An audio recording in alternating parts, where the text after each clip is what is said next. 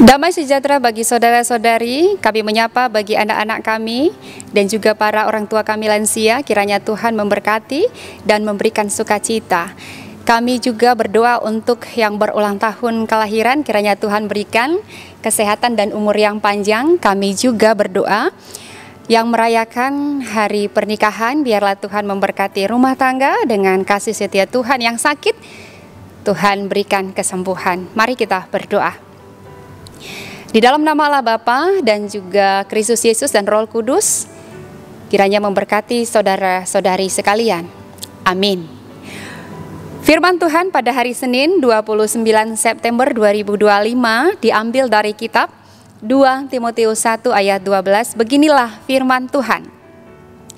Itulah sebabnya aku menderita semuanya ini, tetapi aku tidak malu, karena aku tahu kepada siapa aku percaya, dan aku yakin bahwa Dia berkuasa memelihara apa yang telah dipercayakannya kepadaku hingga pada hari Tuhan. Demikianlah pembacaan firman Tuhan. Tema pada hari ini yaitu adalah mengenal Tuhan yang kita percayai. Firman ini berfokus pada keberanian dan kepercayaan Rasul Paulus kepada Tuhan, meskipun ia menderita demi Injil. Ayat ini menekankan bahwa penderitaan Paulus tidak membuatnya malu, karena ia mengenal dan yakin kepada Tuhan Yesus Kristus yang berkuasa menjaga apa yang telah dipercayakannya sampai pada hari kedatangannya, yang menjadi teladan bagi Timotius dan orang percaya untuk tetap setia dalam iman dan pelayanan. Mengenal Tuhan yang kita percayai adalah hal terutama bagi setiap orang percaya, terlebih bagi hamba Tuhan. Nah, penderitaan maupun penolakan yang ia alami tidak membuatnya mundur dari pelayanan dan meragukan Tuhan. Sebaliknya, hal itu membuat Paulus semakin bertekun dan bersemangat melayani dan menguatkan pelayan-pelayan Tuhan lainnya. Salah satunya adalah Timotius. Berdasarkan apa yang ia alami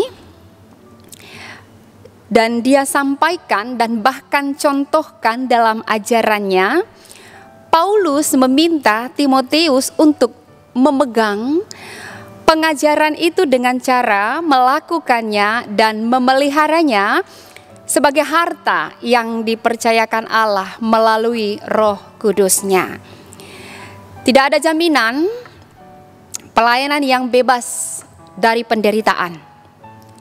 Pengenalan yang mendalam akan Tuhan dan keyakinan akan kuasa-Nya memberi keberanian dan kekuatan untuk memberitakan Injil-Nya, bahkan menjadi teladan bagi siapapun. Bersyukur atas setiap orang yang Tuhan pakai untuk mendukung para hamba Tuhan dalam pemberitaan Injil. Ayat nas ini menunjukkan bahwa komitmen Rasul Paulus dalam mengikut Yesus, apapun yang terjadi dan resiko apapun yang harus ditanggung, Paulus tidak pernah berubah sikap karena ia tahu kepada siapa ia percaya.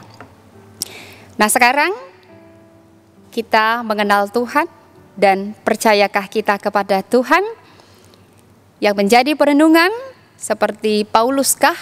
Apakah kita memiliki komitmen yang sama hingga pada hari ini?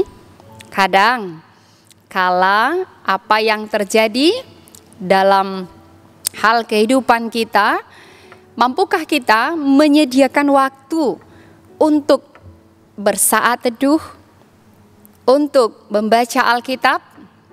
Kadang kita tidak disiplin dan malas melakukannya.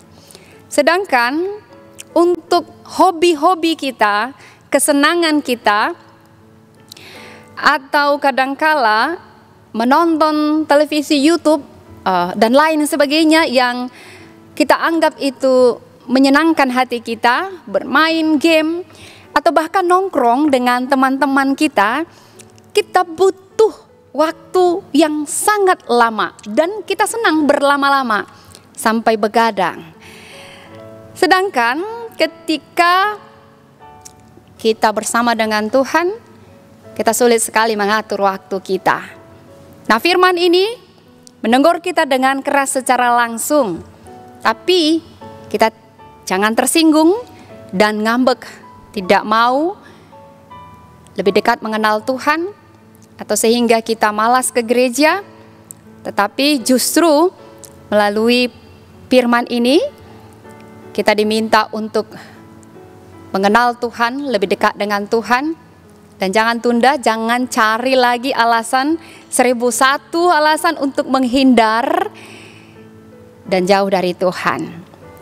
Adalah omong kosong jika kita berkata Kristus yang utama, tetapi tidak disertai dengan tindakan nyata yang menunjukkan kita mengutamakan Kristus dari segala sesuatu dalam hidup kita. Kita masih enggan melepaskan kesenangan kita dari segala kenyamanan kita.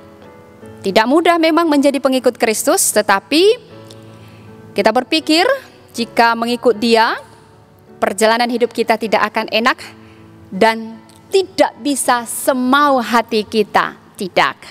Ada tanggung jawab besar berada di pundak kita, yaitu pikul salib dan memiliki kehidupan yang berbeda-beda dengan dunia ini. Karena sebagai orang Kristen, kita adalah Kristus yang kecil di bumi ini, yang artinya kehidupan kita harus benar-benar mencerminkan Kristus. Baik perkataan kita, baik perbuatan kita, mari kita jaga. Sehingga dengan kita menjaga itu, kita tahu bahwa kebenaran dan Kristus juga akan ada di pihak kita. Adalah anugerah dan sukacita tersendiri bagi kita ketika kita dipercayakan Tuhan, selagi masih hidup, selagi masih ada kesempatan menjadi saksi-saksi Kristus. Selamat berjuang, selamat melayani, selamat mengenal Kristus, dan jauhkan segala yang tidak disukai oleh Tuhan. Amin, kita berdoa. Di dalam nama Allah Bapa yang kami kenal melalui Yesus dan di dalam Roh Kudus, berilah semangat dan sukacita bagi kami Tuhan, sehingga kami semakin dekat dengan Tuhan dan mempercayai Kristus dan menjadikan teladan dalam kehidupan kami. Ajari kami Tuhan, ubah perilaku kami, sikap kami. Terima kasih Tuhan ketika Engkau menegur kami, tapi izinkan kami Tuhan untuk mau memperbarui kehidupan kami untuk lebih baik lagi, baik di tengah-tengah keluarga kami, dengan sesama kami yang seiman, dan juga menjaga nama baik Kristus. Inilah doa dan permohonan kami Tuhan. Berkati Tuhan yang berulang tahun kelahiran, berkati yang berulang tahun pernikahan, berkati Tuhan yang sakit. Kiranya Tuhan mengampuni dosa-dosa kami. Hanya dalam nama Putra-Mu, Kristus Yesus, kami berdoa dan mengucap syukur. Amin.